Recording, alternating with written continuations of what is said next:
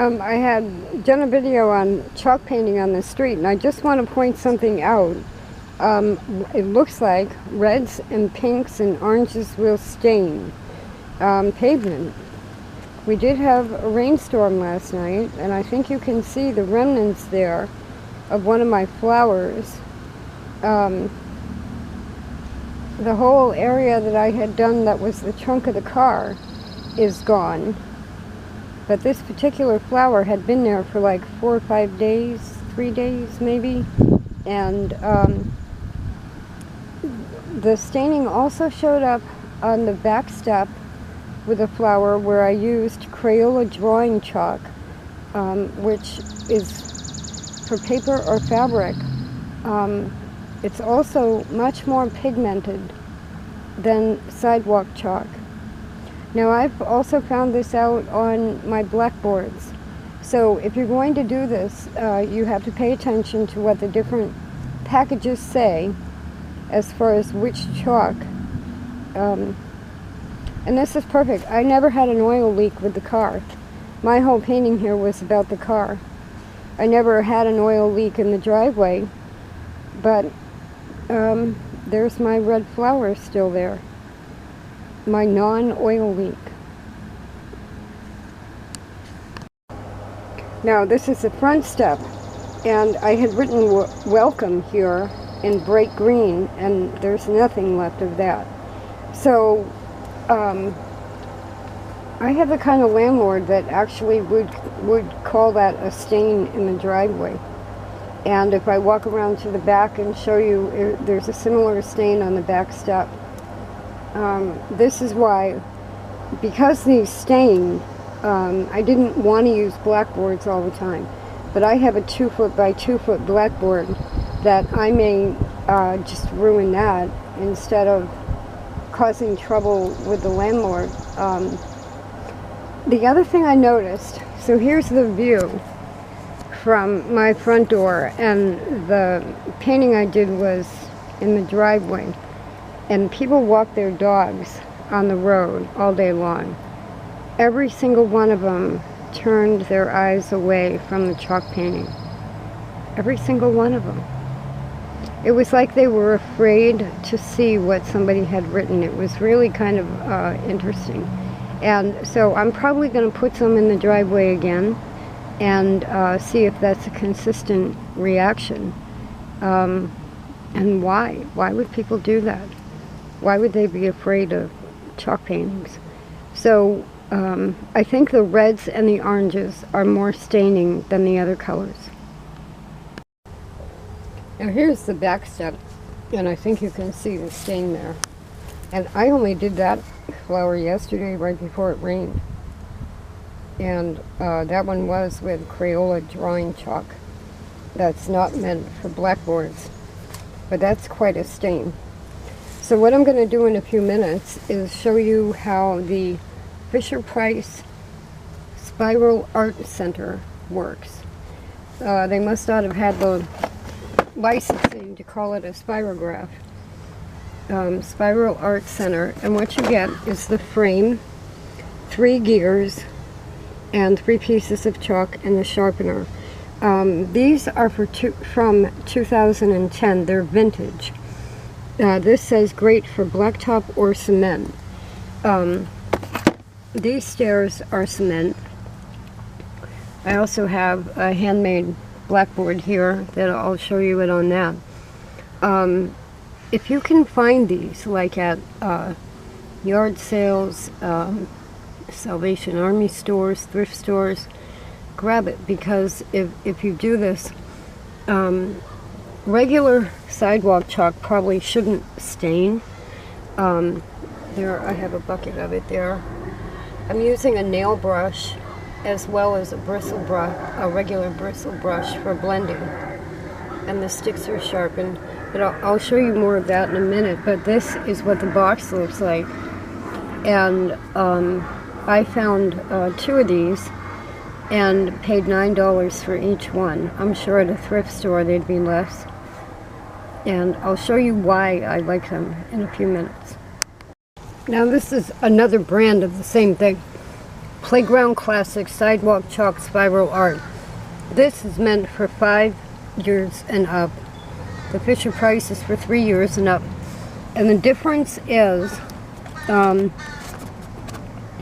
what they do is they give you like train track type pieces that you put into a ring and 3 gears and chalk. Very similar to the Fisher Price. All of this is thinner. So what happens is the gears slip as you go around. And they show 2 people here with one of the girls holding the ring down. That's really what you have to do.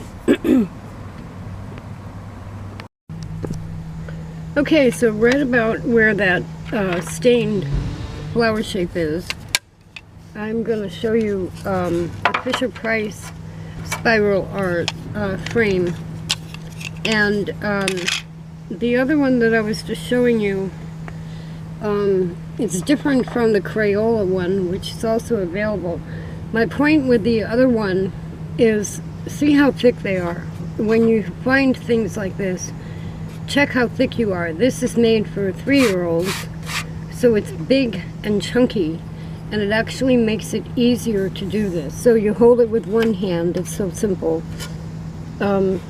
Pointed chalk.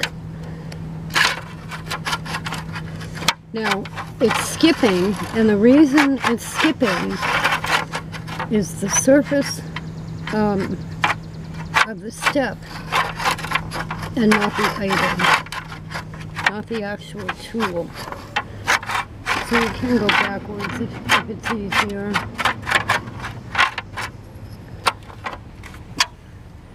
So see how it works, but you can run into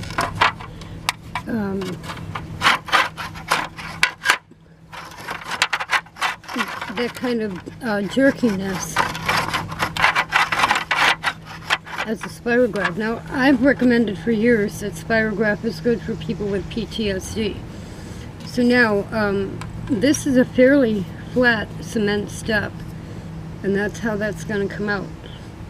For kids, it's perfect, because they would be saying, look at the flower I made. That's the red chalk, and I want to see if it's also going to stain between now and the next rainstorm. So now what we're going to do is the same thing.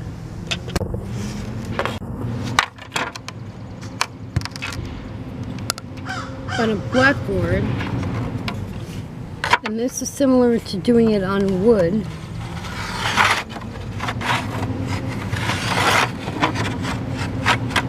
And you still get a little bit of jerkiness with it.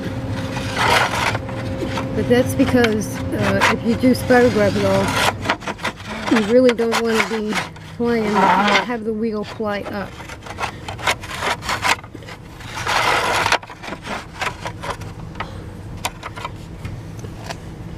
So much more detailed on a blackboard.